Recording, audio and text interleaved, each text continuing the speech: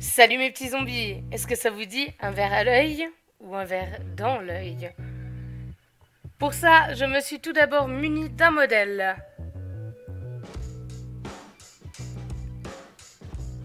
Je lui ai collé un bout de coton au niveau de l'œil. Donc pour ça, j'ai pris un simple coton démaquillant que j'ai découpé à la forme de son œil. Je suis venue le coller avec un peu de spirit gum sur le dessous. Je n'ai pas collé le dessus directement pour pouvoir le réadapter et redécouper un tout petit peu. Donc, je viens coller le bout de coton.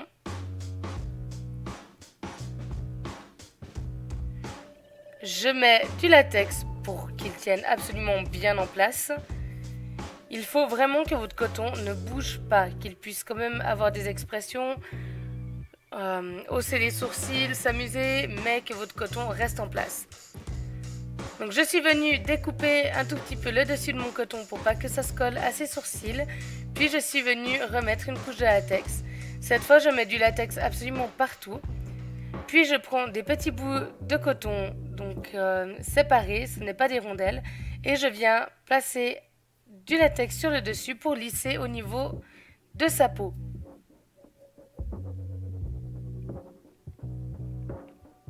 Faites attention à ne pas avoir de trou pour pas que l'on voie que quelque chose est collé sur l'œil. J'attends que ça sèche, puis je prends une deuxième partie que j'ai préparée à l'avance. J'ai simplement versé du latex dans une assiette, puis j'ai coupé la forme d'un œil à l'intérieur. N'oubliez pas de le poudrer avant de l'enlever de votre assiette, sinon, si les rebords se touchent, ils vont se plier.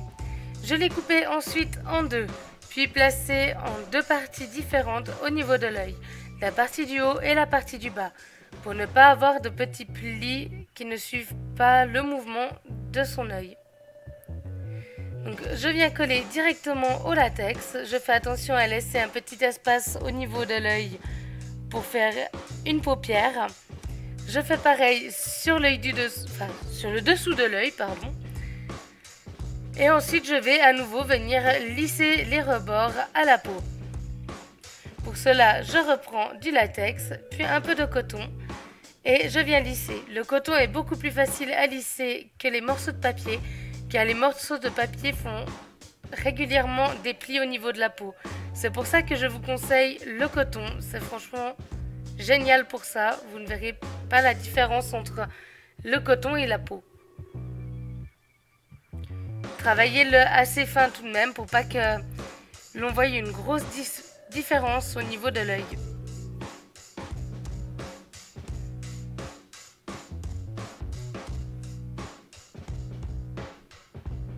C'est une partie assez longue à faire, mais il faut vraiment la faire correctement, sinon votre œil ressemblera juste à un gros pâté.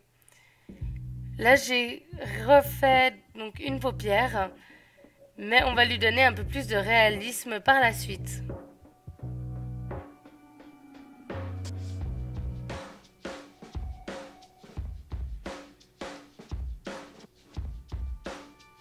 Je viens colorer avec de la couleur peau. Donc j'en profite pour faire un peu son visage. C'est une couleur peau plus claire que ce qu'il avait pour lui donner un effet plus cadavérique. N'oubliez surtout pas de faire le coup si vous n'utilisez pas la même coloration que la peau pour ne pas avoir de grosses délimitations. D'un côté c'est blanc et de l'autre c'est brun. Ensuite j'ai pris du rouge, j'en ai mis un tout petit peu sur les paupières. Puis je suis venue vraiment bien colorer à l'intérieur. Donc pour ça j'ai utilisé ma spatule pour retirer les petits morceaux et j'y suis passée directement à l'aérographe dessous. Vous pouvez très bien faire toutes les étapes de la coloration avec un pinceau ou des éponges. Donc ensuite j'ai pris du noir, je suis venue en mettre dans les coins, puis j'ai fait quelques lignes à l'intérieur des yeux. Quelque chose de pas très régulier pour donner plus de volume à l'intérieur. Je viens ensuite mettre un tout petit peu de noir sur le tour, mais vraiment très léger pour donner de l'ombre. Puis avec le brun, je reviens sur le dessus des paupières. Je colle ensuite pour plus de réalisme donc des fossiles. Ce sont des fossiles à effet naturel. Parce que j'ai rarement vu un homme avec des cils normaux d'un côté et des super longs cils de diva de l'autre côté. Essayez de trouver vraiment les plus naturels possibles. Ensuite, j'ai poudré rapidement un petit coup, puis j'ai découpé au niveau de la paupière supérieure et inférieure. Essayez de faire une ligne qui soit assez droite, une ligne qui se suit. Ensuite, je vais continuer à travailler le dessus de ma paupière avec un peu de plastonnate.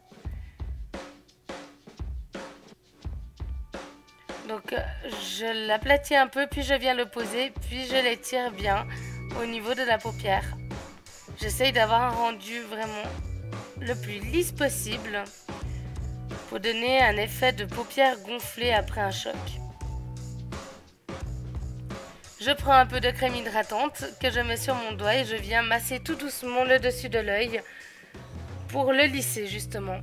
Avec cette technique donc de la crème, ça ne colle absolument pas au doigt et c'est vraiment très pratique.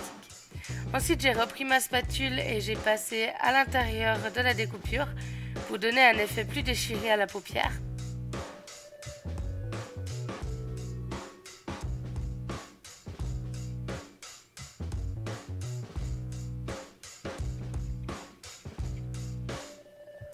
Je viens faire pareil sur le dessous.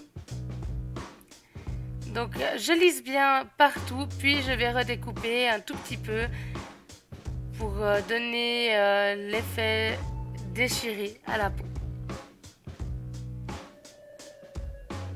Je prends ensuite mes morceaux de verre, donc je vous ferai un mini tutoriel à côté de cette vidéo sur comment faire des petits morceaux de verre. Je prends du latex, je scelle bien tout mon plastonnate.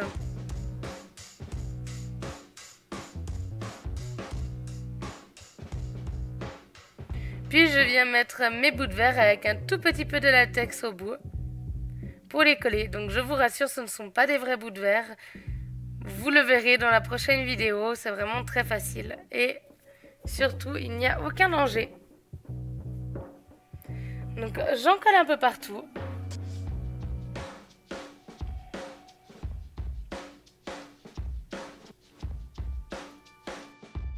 Faites attention à ne pas mettre tous vos bouts de verre dans le même sens pour vraiment donner un effet de quelque chose qui a explosé.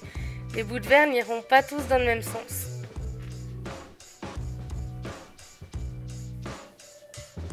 Placez-en des droits, des en diagonale, des plus gros, des plus petits.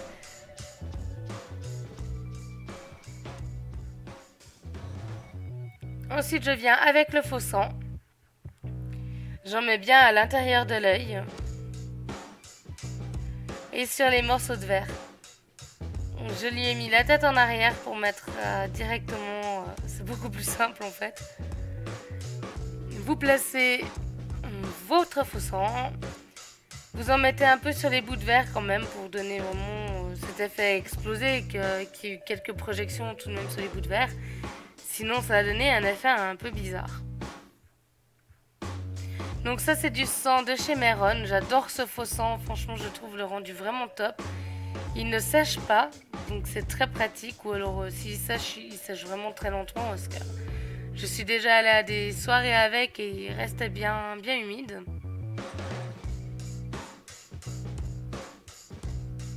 Ensuite j'ai pris du faux sang donc de chez Mac Pro qui est plus liquide. Et là, j'ai fait les coulures au niveau de la joue. Donc pour ça, vous prenez votre faux sang, vous le placez et vous laissez simplement dégouliner le long du visage.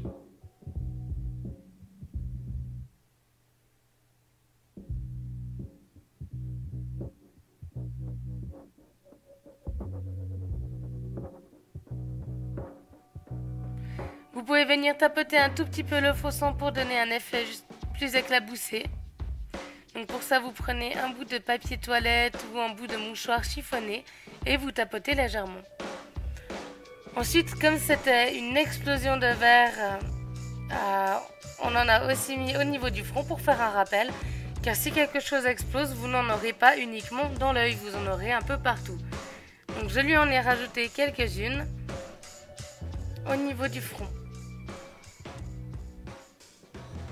Donc pour ça, j'ai pris du plastonnate, je l'ai placé, bien étiré, j'ai fait le trou pour mon verre.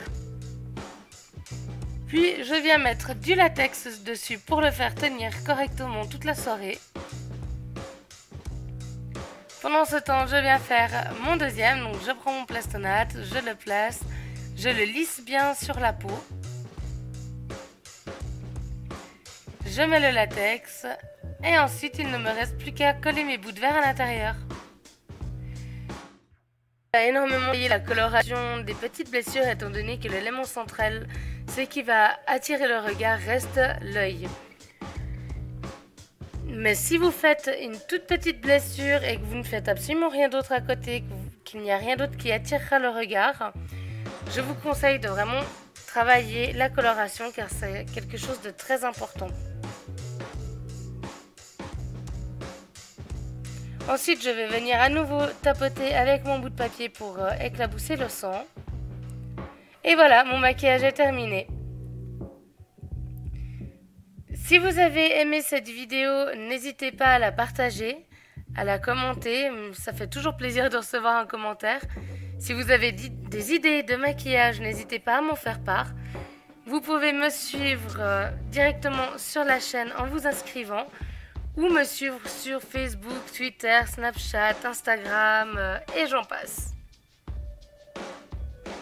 Je vous dis à très vite pour la prochaine vidéo et portez-vous bien.